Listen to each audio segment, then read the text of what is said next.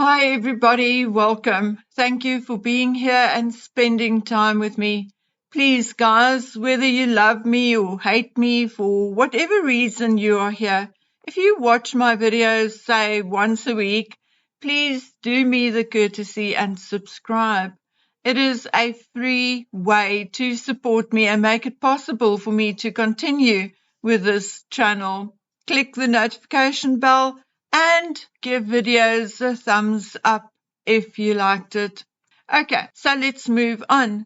Remember Harry said, and I think his ghostwriter Moeringer said it as well, that whatever they edited out of the book is enough for a second book.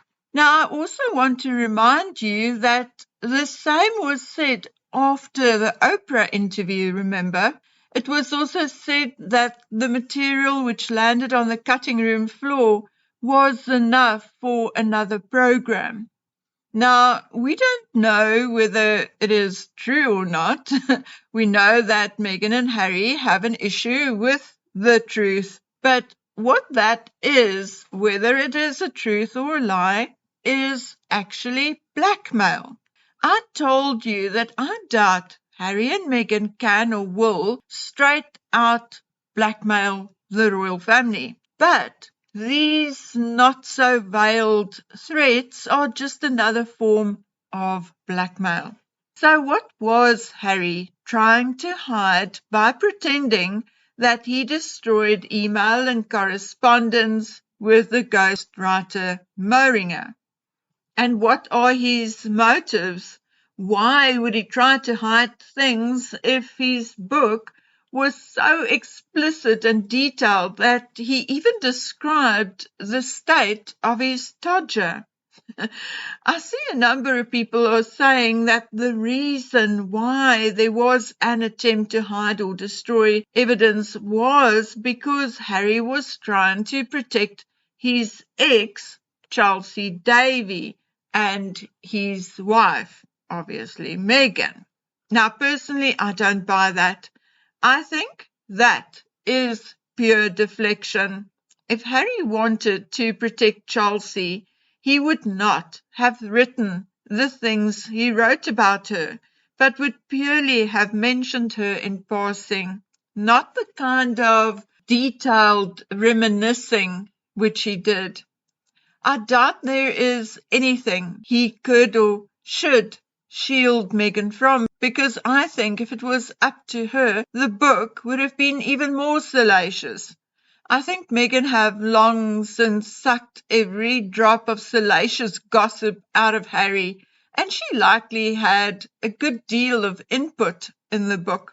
I also believe, particularly towards the end of the book, that Meghan dictated quite a bit of content to Harry. Like I said, towards the end, there are definitely places where I can hear Meghan's voice, but never mind. I've been thinking, wrecking my brains as to what the supposed hidden evidence could possibly contain. And I think the clue is the fact that it did not make it into the book. And my guess would thus be that the reason why it did not make it into the book is because either Moeringer or the publisher's lawyers feared that it may have legal repercussions for them or for Harry. Okay, so with that in mind, adding the fact that whatever it is has to be relevant to the case, one can almost guess what the hidden information contained. And let me tell you what I think it contains. Well, among other things. You see, in any court case, it's not about what we think or what we say, but about what we can prove. Now, Harry tried to indicate that the palace had reached a secret settlement with the newspapers, which was not so secret because I live in Africa and I read the newspapers and I know about it. So, not so secret. Anyway, he's trying to indicate that the palace had reached a secret settlement with the newspapers, and that is why he could not act until 2019. He is pretending that he was a victim who was not included in the negotiations and ultimately had no say about where the money went to. I personally think the money was the biggest issue, but we'll get to that. Judge Fancourt found that Harry's phone was hacked around 15 times from the end of 2003 to April 2009. Now, my dears, hold on to your seats, okay? Just hang in there for me, because between 2005 and 2006, Catherine's phone was hacked 155 times. Proven. And yes, you heard me right. After legal investigation, it was found that Harry's phone was hacked 15 times over a period of 6 years. William's phone was hacked about 35 times in more or less the same period as Catherine's, 2005-2006, and a little after. But that makes it 35 times. And this is indisputable because there are details available. But I'm not going to waste time to go through the whole darn lot. Basically, Catherine and William's phones were hacked mostly because the paparazzi wanted to know what was going on in their relationship. It was mostly text between the two of them which was lifted. So what I am telling you in a roundabout way is that Catherine and William had it so much worse than Harry. Not that it makes it okay to hack Harry's phone just because it was done less. No, it does not. I agree that it is the lowest, most disgusting form of invasion of privacy. But, I think what Harry is trying to hide is the fact that he knew all about the palace's negotiations and deal with the newspapers. His excuses that he was only told about the palace and William's actions against the newspapers more or less a year after the action was brought, and that he was not consulted in the negotiations, is pure and utter rubbish. He knew. But also remember that Harry's phone was hacked when he was 17 and 19, and the true hacking scandal only broke in 2011, as the police did not follow through on all the reports in 2009. At the same time, though, you should also remember that in 2006, Clive Goodman and P.I. Glenn Mulcair were arrested and charged with hacking the phones of the royal family, and they were actually sentenced and went to prison for 4 and 6 months, respectively. Now, at some point, I can't find the date right now, but there was indeed an agreement drafted between the royal family and the media in which it was made clear that neither William nor Harry will take legal action in return for an apology. The apology never came, and it resulted in both brothers bringing claims through their mutual attorneys. But in 2019, Harry filed a separate lawsuit with his own attorneys. Remember, they had mutual attorneys. That case was settled, in 2020. But in 2019, Harry filed a separate lawsuit. In the meantime, William reached the settlement of what is said to be a large undisclosed sum of money.